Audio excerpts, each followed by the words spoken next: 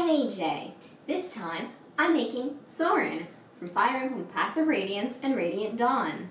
My original plan was to make Soren's Archsage outfit from Radiant Dawn, but between the insane amount of fabric I realized it would take, as well as having already made a quick build of Mikaya's Tier 1 outfit, I decided to just do Soren's base design as well. As with all my projects, I start off by patterning. Using masking tape, I create the outline of the outfit, as well as denote major seams and other edges that are drawn on or that I want to have on the final outfit. I also put a piece of horizontal tape across the front where I wanted the 3 panels to meet up.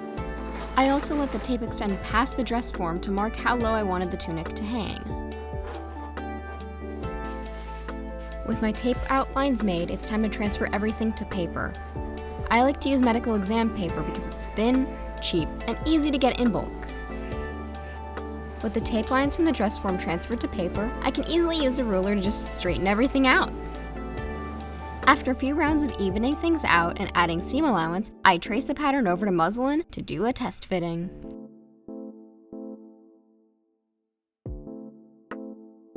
When I'm wearing a draft, my main focus is on mobility and fit, especially in my arms. The fit of the sleeves is very important for comfort later on. Once I'm happy with the draft, it's time to get the final fabric ready. For this outfit, I really wanted to focus on it having air-like elements to it, so I chose a very thin, lightweight silk that in my experience moves wonderfully.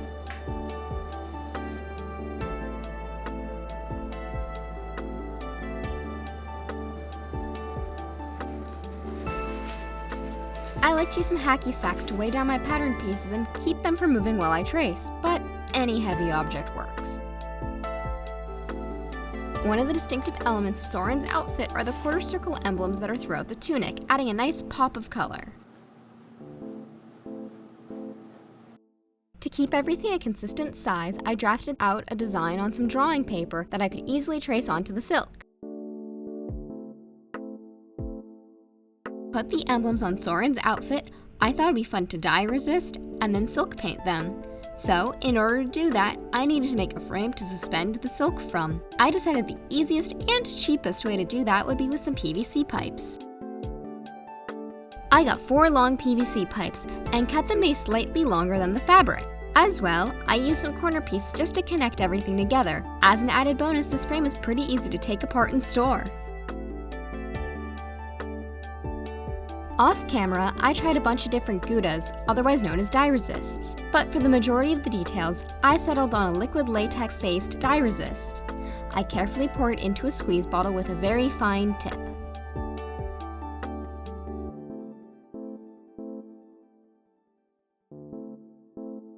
As well, I made black gouda using one of the other kinds I was looking at and mixed in some black silk dye.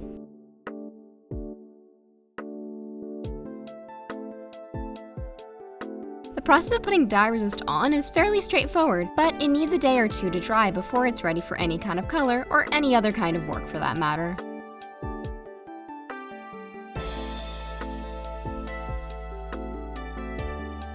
Anywhere with clear dye resist stays the same color as it was when the dye resist was applied, while black keeps things from bleeding to the other sections while dyeing the fabric black.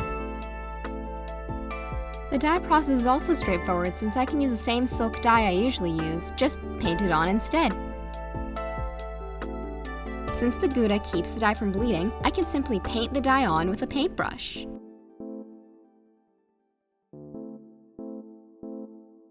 It's not quite as effective dyeing cold versus hot, but it still does dye the silk. Like the outside, I wanted the lining to be detailed as well, so I dyed it green and then dye resisted it with its own pattern, meant to evoke the feeling of a gust of wind. Okay, so after a few months of work, I finally have the entire outfit all dye resisted, ready to dye black, which is the part I have been the most terrified about. If the dye resist isn't properly stuck on, or if anything happens, I'm a little screwed.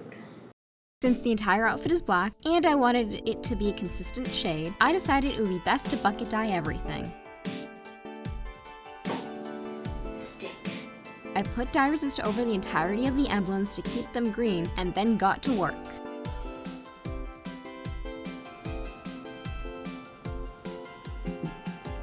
Since both the lining and the outside are black, everything went into the bucket.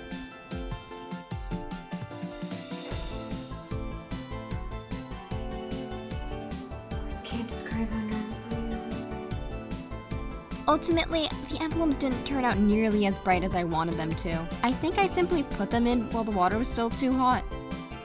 To fix it, I used a very thin leather paint. In some tests, I found it was sheer and highly flexible, so all the details I had done in dye resist would stay visible and it wouldn't affect how the outfit moved.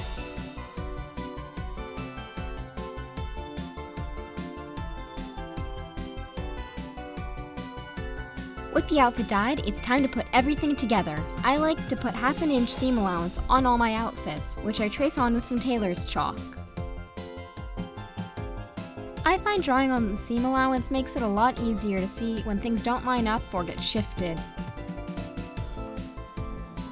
I then pin the fabric together and start sewing.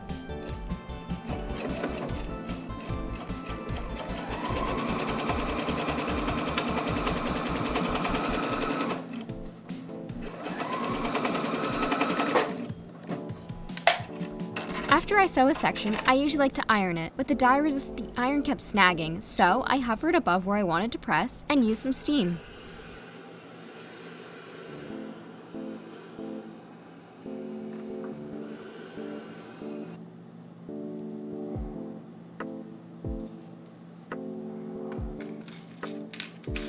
To make all the edges nice and clean, I made some bias tape or ribbon cut on the cross grain of the fabric. Bias tape is nice because it's stretchy and pretty easy to work with.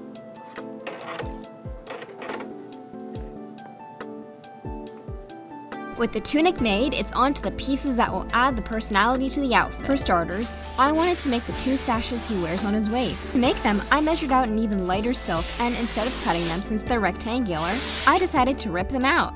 To keep them from fraying, I iron a very thin rolled hem by folding the edges over the fabric twice.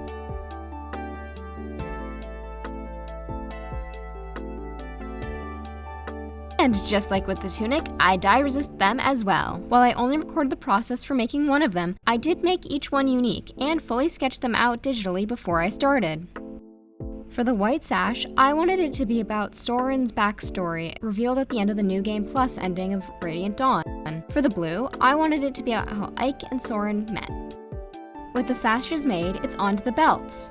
I decided to make the belts out of vegetable tan leather. One of the unique and fun things about veg tan leather is when it becomes wet, it becomes malleable and easy to stamp designs into. To make the long cord that hangs from the belt at Soren's neck, I cut some very thin pieces of leather using a leather lace tool. After managing to get 2 long strands, I folded them over and did a 4-strand braid. Since it was my first time doing this though, admittedly, it is a little rough looking. Another important element of the Soren outfit is the spell tome. I thought it'd be a lot of fun to make the book from scratch, paper and all. I think with cosplay, it's important to not be afraid to use the materials you already have laying around. I already had a lot of scrap paper, so why not reuse it? I started off by tearing it up into smaller, more manageable pieces. I took the smaller pieces and started to soak them in water to start the process of turning them into pulp. And I added a lot more little scraps in as I went. Since this was my first time making paper from scratch, I didn't know how much I needed, so I decided to add as much as I could. In hindsight, I think I made way too much. Once the paper had soaked, it's time to blend it. I only have a hand blender, but it has a nifty food processor attachment, so I decided to dedicate it to paper making. Once the pulp is made, I add a lot of extra water and put the decal or paper making screen in to form the pulp into a shape.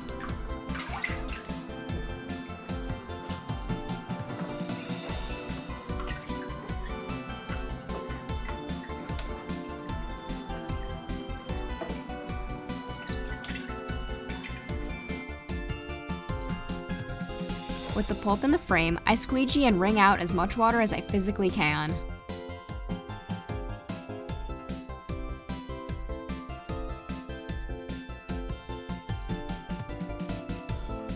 Once it's finally dry, it's time to start evening out the edges and making the book itself.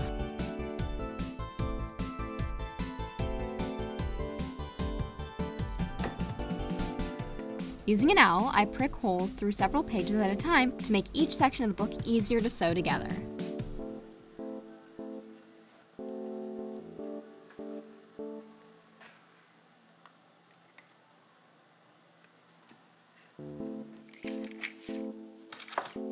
the page is assembled, it's time to move on to the covers. I use some plywood and make 3 pieces, 2 covers and a spine.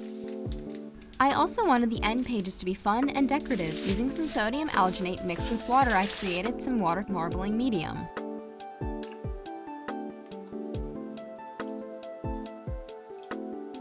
I got some semi-transparent but very textured protective film and dipped them into my water marbling mixture.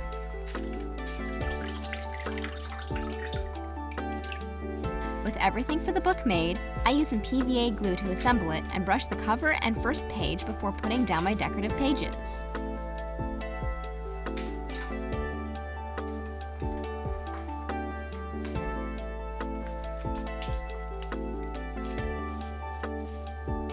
With the inside of the book made, it's time to move on to the covers. I got some much thinner and softer veg tan leather and carefully cut it out to be slightly larger than the book before gluing it down with more PVA glue.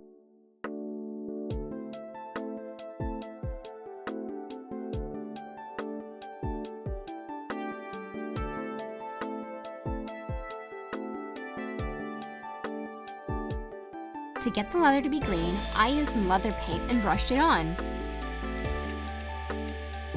The final step is styling the wig.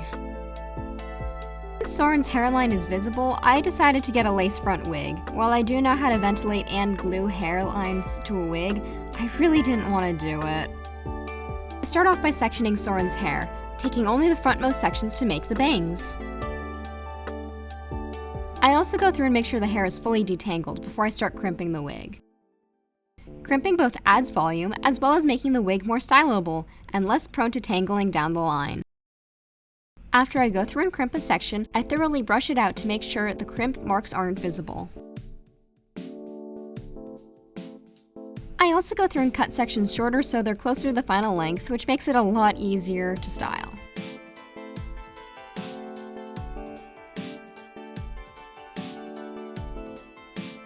And then it's back to crimping. As well, I also go through and feather the ends so that I can make them into nice sharp points just like in the artwork.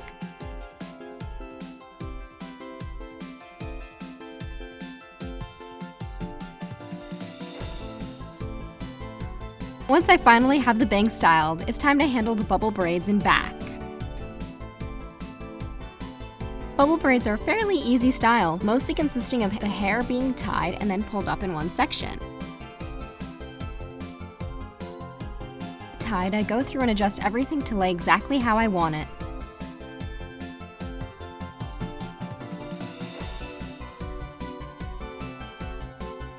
While it wasn't ready quite in time for the photo shoot, I did also make Soren's hair pieces. I started off in ZBrush, blocking in the ring shapes as well as all the other meeting points and other shapes.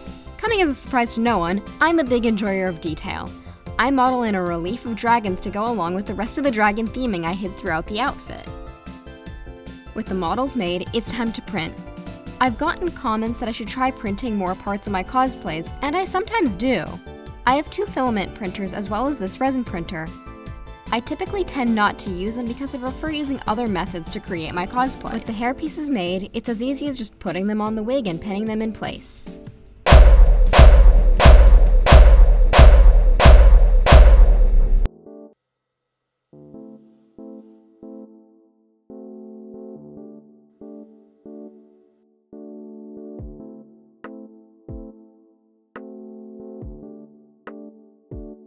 Thank you so much for watching. If you'd like to see more videos, I have plenty more available.